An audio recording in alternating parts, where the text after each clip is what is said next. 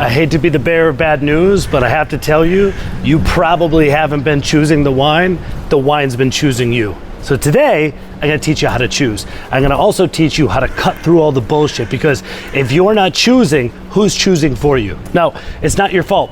It's human nature, it's behavioral science. If you're human, you're suggestible, and that's great. That's why when you go to a wine shop and someone says, hey, what are you looking for? And they start talking a lot to you and asking you questions, you walk away with something that maybe you like, but they got you to buy something. They've suggested things to you, and because we want to be agreeable, we say yes. That doesn't mean it always works.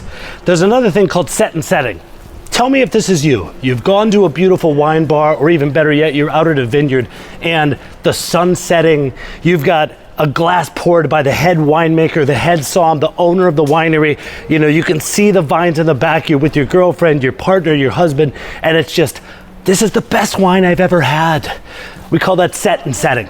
The set was beautiful. The setting behind you was magical. You're always gonna remember that. You know what happens? Like 99 out of 100 times, you buy a bottle or a case of that wine, you take it home, and 6 months from now, you open it and you go, is this the same wine? Like, what am I missing?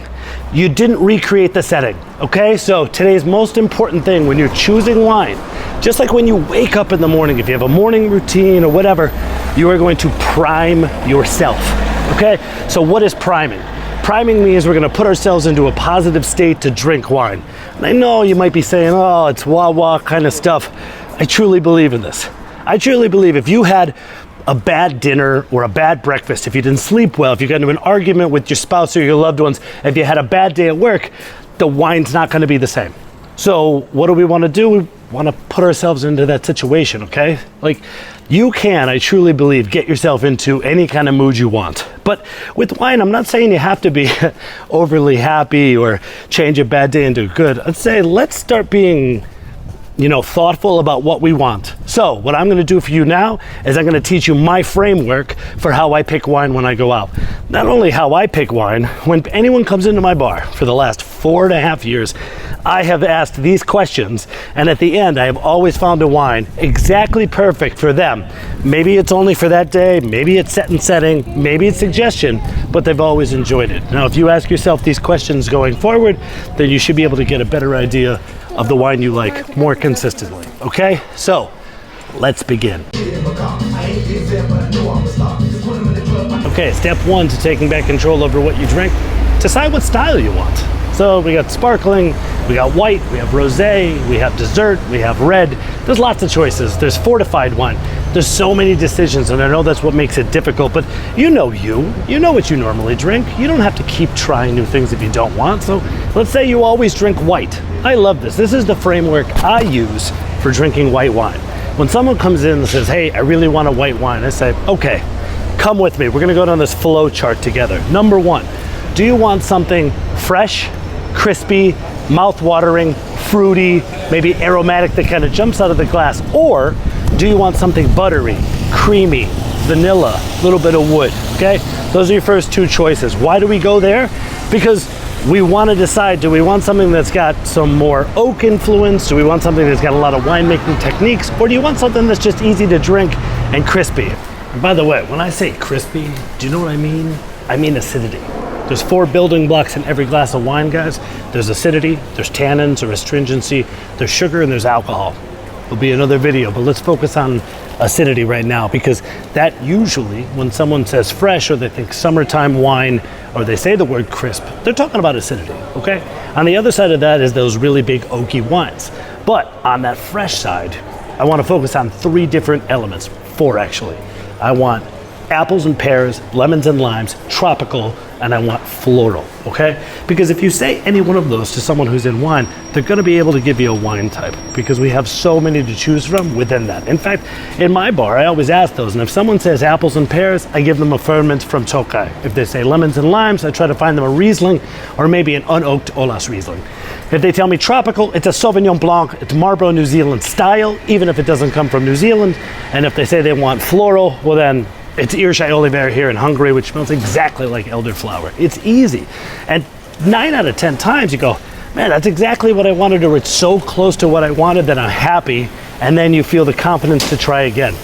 If we go on the other side and you want vanilla and you want oak, well, vanilla usually means that the wine's been in oak, or maybe like a new oak barrel. So you're gonna kind of have this like vanilla style. Now, if you know a wine has been in American oak, you have a better chance of having it be vanilla and coconut.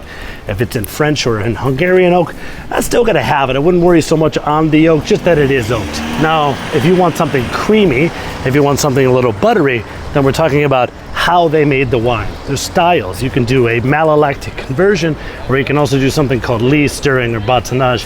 Those are really important if you want the mouthfeel of the wine to be different.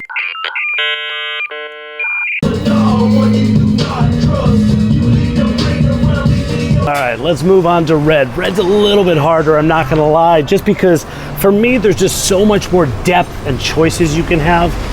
And I think red wine drinkers might be a little bit more discerning. I mean, I am. So let's try to make it as easy as possible. I think weight or mouthfeel is really important in a red wine. So if I'm going to approach someone in the bar, what I'm saying is you want something lighter in color, lighter in mouthfeel, and lighter in fruits. And lighter in fruits, I mean red fruits usually. So you can have your Pinot Noirs of the world, the Beaujolais Gamay styles, which is cherries, cherries. It's going to be raspberries, strawberries, kirsch, even banana. If there's certain winemaking techniques, that's a style. Also, there's going to be higher acidity as well. So your mouth is still going to water. So it's going to feel fresher. And also when you swallow, you might not be feeling those flavors for a very long time. Now, what's on the other side of that? Punishing, heavy, oak influenced, darker wines with thicker skins, darker fruit. So if I'm thinking plum and blackberry, black cherry, black currant, wood, oak, I want dark chocolate, coffee, I want to swallow and I want to remain there forever, that's a full-bodied wine. Those are really your two choices. And what I would say, if you're into a white wine, stick to that. Something light with red fruits, or you want something a little bit heavier with a little oak. Start there, and then as you drink more red wine, you'll become a little bit more discerning about the characteristics of each. Because, for example, if you love black currant, you should be drinking everything from Chile, because every Chilean wine smells like black currant. Let's do rosé. Now, I'm going to preface this by saying I'm not the biggest rosé fan, and it's for a couple of reasons. I find that rosé, when made thoughtfully, is amazing. Just like what we're talking about, drinking thoughtfully, knowing what you want before you get into it, rosés can be great.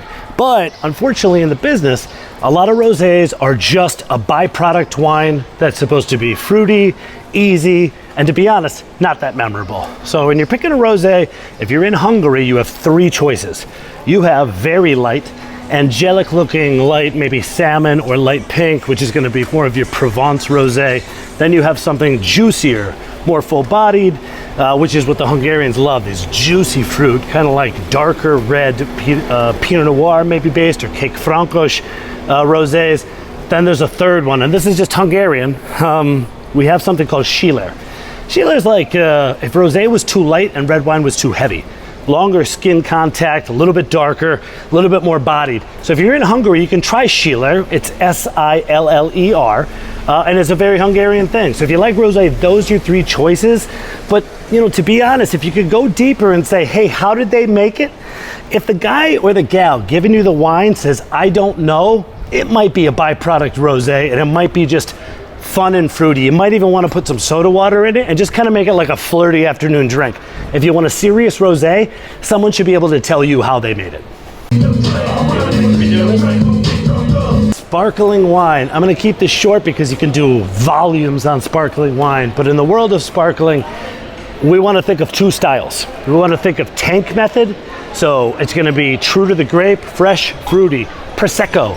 If you say Prosecco, you mean I want a fruity, sparkling wine that doesn't have any bready characteristics, that's very easy to drink, and that's light. That is what Prosecco. If you say Prosecco anywhere, they're going to give you a tank method sparkling wine. In Hungary, we might say Habzobor, which means bubble wine, which is simple made wine, but refreshing and unbelievable. On the other side, we have method traditionnel. That is champagne. In Hungary, that is pezsgő. That's a wine that's going to have more richness. It might taste bready, it might taste creamy, it might be buttery, there might be brioche. It's got depth. It might even have a specific vintage because it was that great.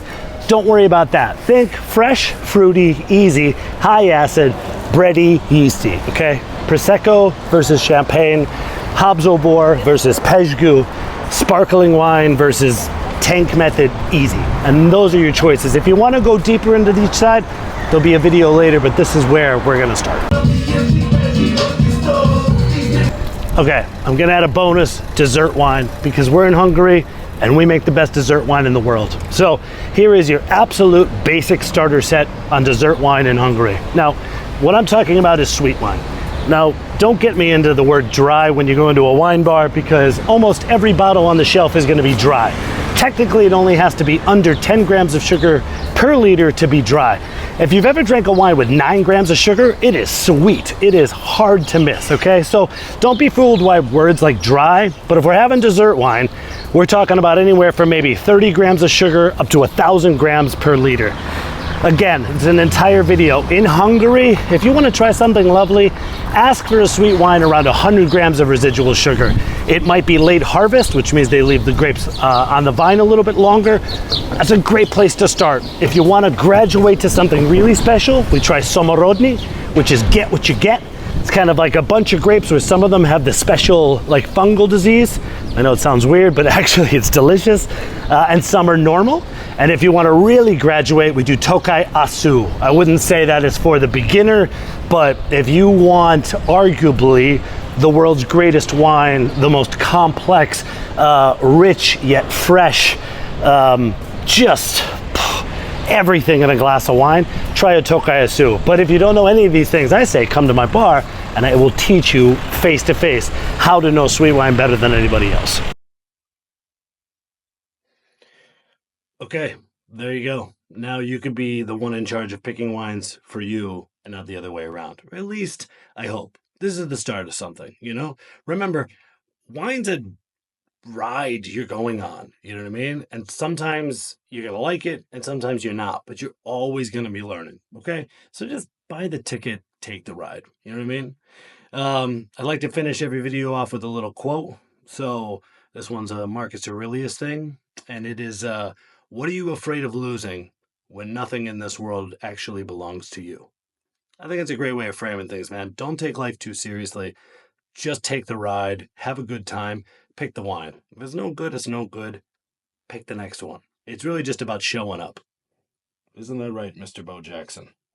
Oh, I'm so happy you did not claw my back on your way up here. Anyways, for Bo Jackson and I, thanks for watching the video. Come back soon. Right?